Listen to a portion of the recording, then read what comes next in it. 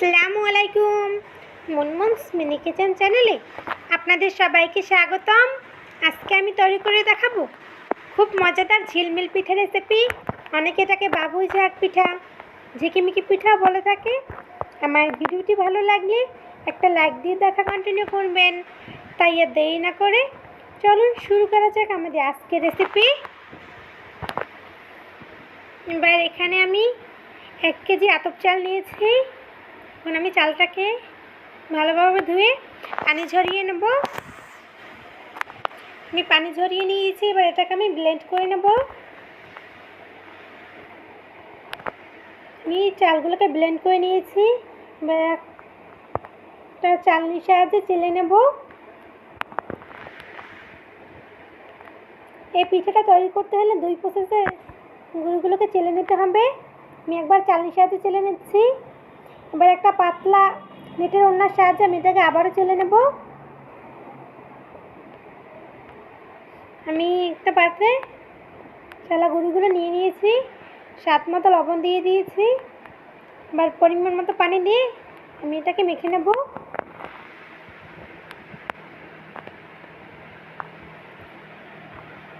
অল্প অল্প পানি দিয়ে মেখে নিতে হবে।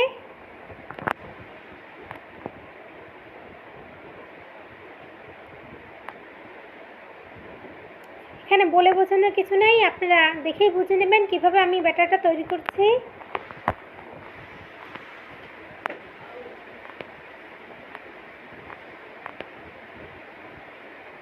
আমি অল্প অল্প পানি দিয়ে ব্যাটারটা তৈরি করছি।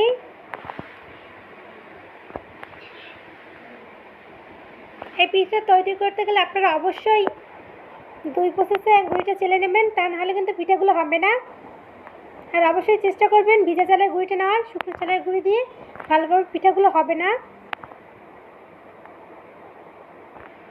আমার ব্যাটারটা তৈরি হয়ে গেছে। আর একটু পানি দিয়ে দিলাম।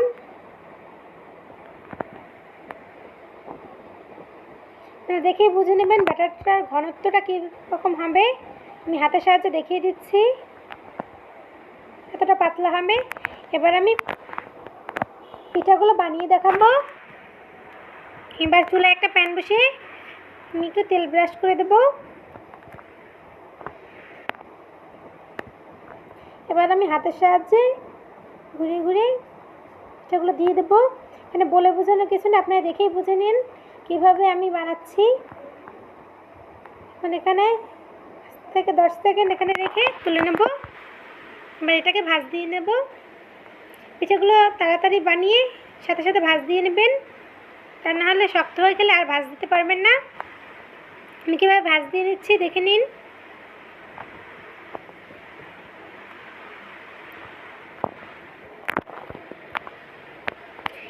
এবার আমি একটা ফুড কালার দিয়ে বানিয়ে দেখাচ্ছি। ফুড কালার আপনাদের হাতের কাছে না থাকলে এটাকে স্কিপ করতে পারেন, আপনারা সাদাও বানিয়ে নিতে পারেন। আমি বিভিন্ন ফুড কালার দিয়ে বানিয়ে নেব। আমি এটাকে বানিয়েছি, এবার এটাকে ভাঁজ দিয়ে দেখাচ্ছি। আমি কীভাবে ভাঁজ দিচ্ছি আপনারা দেখে বুঝে নিতে পারবেন।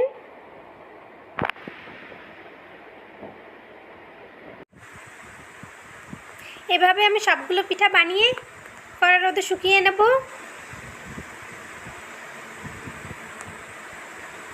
আমি কড়া রোদে 2 দিন শুকিয়ে নিয়েছি।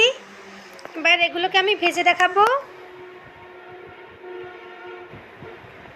আপনারা চাইলে এগুলো মাছ ধরে সংরক্ষণ করতেও পারবেন। এবার আমি একটা ভেজে দেখাচ্ছি। চুলে একটা প্যান বসিয়ে পরিমাণ মতো তেল দিয়ে, তেলটা গরম হয়ে গেলে আমি পিঠাটা দিয়ে দেবো। এটা দিয়ে সাথে সাথে উল্টে পাল্টে তাকে ভেজে তুলে নেব।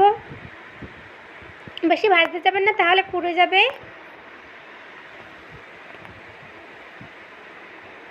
আমি আর একটা পিঠা ভেজে দেখাচ্ছি।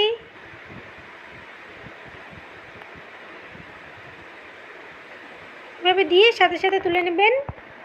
বেশি কালার করতে গেলে পিঠাগুলো পুড়ে যাবে, খেতে তেতো লাগবে।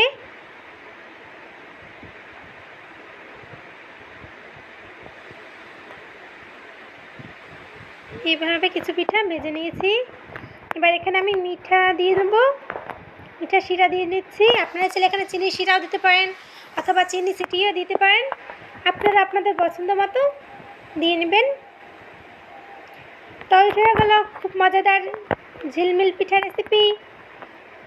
আমার ভিডিওটি ভালো লাগলে লাইক কমেন্ট শেয়ার করবেন। আমার চ্যানেলে নতুন হয়ে থাকলে আমার চ্যানেলটি প্লিজ সাবস্ক্রাইব করবেন। আমার ভিডিও সবার আগে পেতে হলে বেল বাটনটি অন করে রাখবেন। এতক্ষণ আমার সঙ্গে থাকার জন্য আপনাদের অসংখ্য ধন্যবাদ। আসসালামু আলাইকুম।